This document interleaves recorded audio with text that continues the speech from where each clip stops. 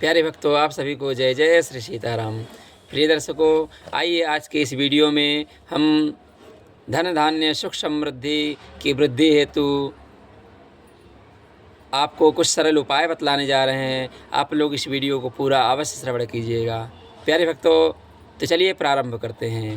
पहला उपाय धन धान्य की वृद्धि के लिए कहा गया है। आप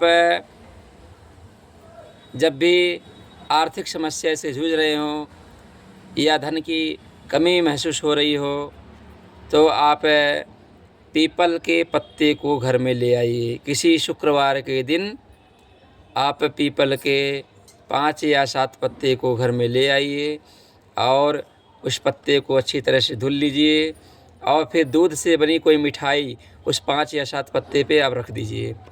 7 रहे तो अति उत्तम है। 7 पत्ते पर रख दीजिए और उस पत्ते को उठाकर ले जा कर के घर के पश्चिम दिशा में आप कहीं पर रख दीजिए, जहाँ पर उसे चींटियाँ ग्रहण कर ले। अर्थात चींटियों को पीपल के पत्ते पर दूध से बनी मिठाई आपको हर शुक्रवार को, हर शनिवार को खिलाना है।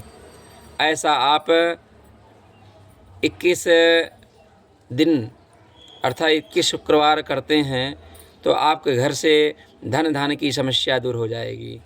आपके घर में माँ लक्ष्मी की कृपा होगी, धन धान्य की वृद्धि होगी। प्यारे भक्तों, आइए धन संपत्ति को बढ़ाने के लिए दूसरा उपाय श्रवण करते हैं।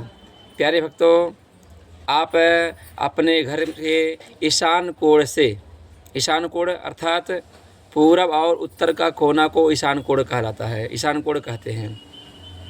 ईस्ट और नॉर्थ के कॉर्नर, इस ईशान कोण से लेकर के कल्पना से कोई लकीर खींचिए और लकीर जाए आपका नैऋत्य कोण तक।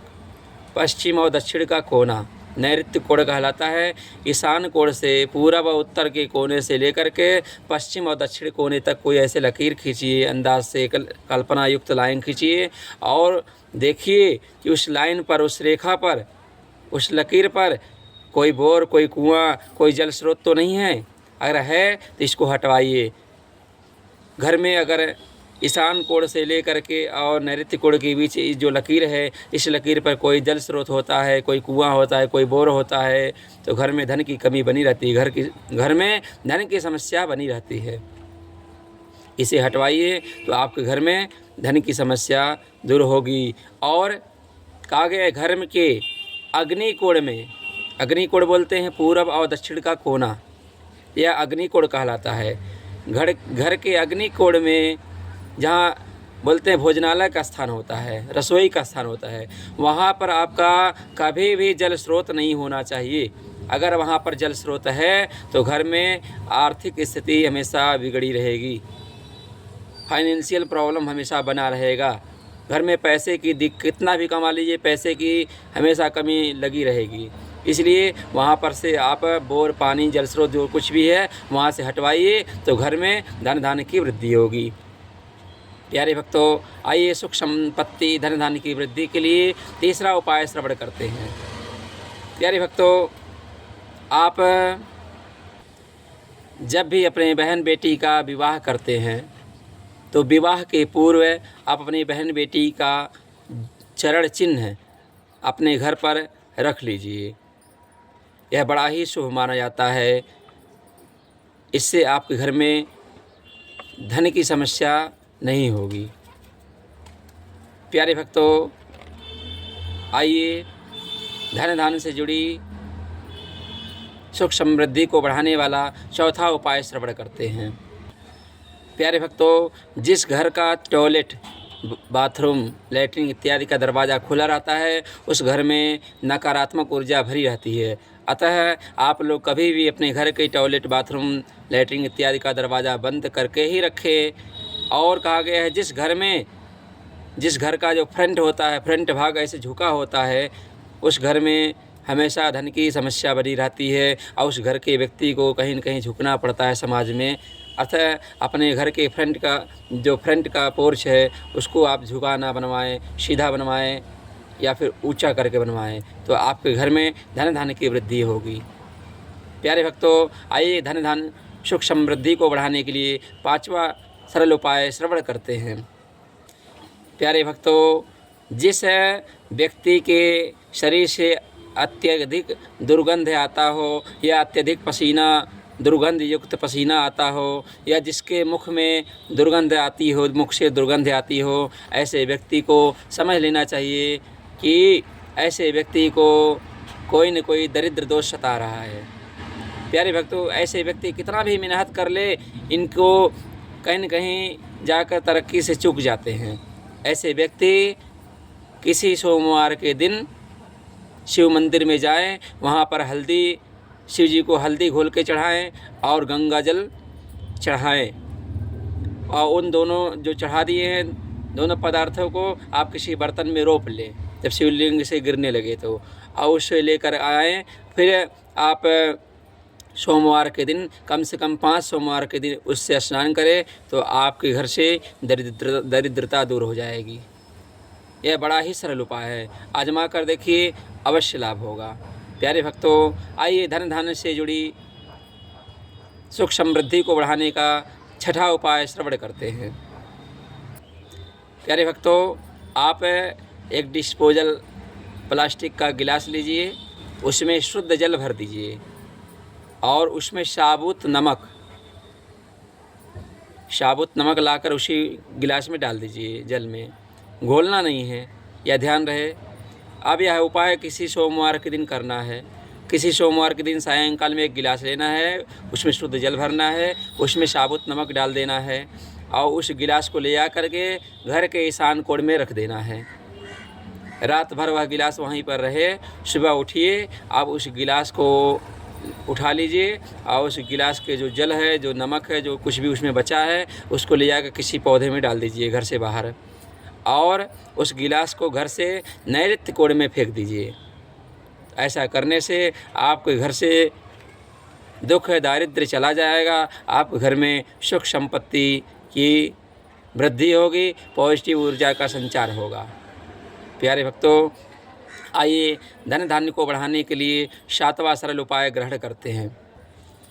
प्यारे भक्तों, रविवार के दिन आप जब भी स्नान करते हैं तो नहाने के पानी में नींबू का रस और नमक मिला लीजिए और फिर स्नान कीजिए।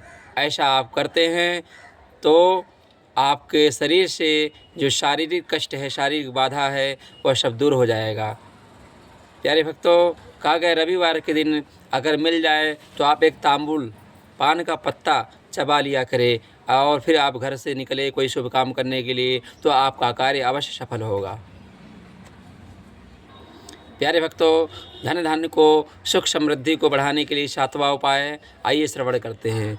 कहते हैं जिस पुरुष का बाल या जिस स्त्री का बाल गंदा होता है, रूखा रूखा होता है या सही से सजना संवरना नहीं होता बाल का, उसके बाल में केतु का वास होता है। बाल अर्थात केतु, इसको केतु ही कहा जाता है। तो प्यारे भक्तों, आप अपने बाल को अच्छी तरह धुलकर सज कर संवार कर रखें, तेल वल इत्यादि लगा कर रखें तो आकस्मिक धन का लाभ होता है। यदि प्यारे भक्तों, कहा गया है आप किसी एकादशी के दिन, एकादशी का चाहे शुक्ल पक्ष की एकादशी हो चाहे कृष्ण पक्ष की एकादशी हो, कोई भी एकादशी के दिन आप आवरा जो होता है, आवरा जिसे आंवला बोलते हैं, आंवला आप लीजिए, उसका रस निचोड़ लीजिए, आज नहाने के पानी में डाल दीजिए, फिर स्नान कीजिए तो आप सब पापों से मुक्त हो जाएंगे। फिर आपके घर में सुख शांति धन संपदा का संचार होने लगेगा। प्यारे भक्तों, आइए धन संपत्ति को बढ़ाने के लिए 8वां सरल उपाय श्रवण करते हैं। प्यारे भक्तों, यह 8वां उपाय अत्यंत महत्वपूर्ण है, आजमा कर देख लीजिए, आपके हर कार्य में सिद्धि प्रदान करने वाला होगा। प्यारे भक्तों, आप किसी भी कार्य को करने जाते हैं, आपका कोई भी काम नहीं पूरा हो पा रहा हो तो वे आप यह 8वां का सरल उपाय अवश्य कीजिए। उपाय क्या है? इसको एक मुद्रा कहते हैं, जित मुद्रा। क्या कहते हैं? जित मुद्रा। इस मुद्रा को देखिए कैसे बनाना है। आप ऐसे दोनों मुट्ठी है, ऐसे मुट्ठी बंद कर लीजिए, ऐसे अंगूठा खुला होना चाहिए। इस मुट्ठी को ऐसे यहाँ लगाना है और फिर ऐसे करके ऐसे आप लगाइए, अंगूठा ऊपर होना चाहिए, ये अग्नि तत्व आपका ऊपर होना चाहिए। ऐसे दबा कर रखिए। 10-5 मिनट रोज़, अपना 5 मिनट का अभ्यास रोज़ बनाइए। ऐसे आप 1 महीने तक करेंगे तो आपके हर कार्य में सफलता अवश्य प्राप्त होगा। इसको बोलते हैं जित मुद्रा। प्यारे भक्तों, धन प्राप्ति के लिए घर में सभी समस्याओं के समाधान के लिए, निर्विघ्नता के लिए आइए एक गणेश जी का मुद्रा है उसको जानते हैं। कहते हैं एक गणेश मुद्रा होती है, आप लोग देख सकते हैं, ये हमारा राइट हैंड है।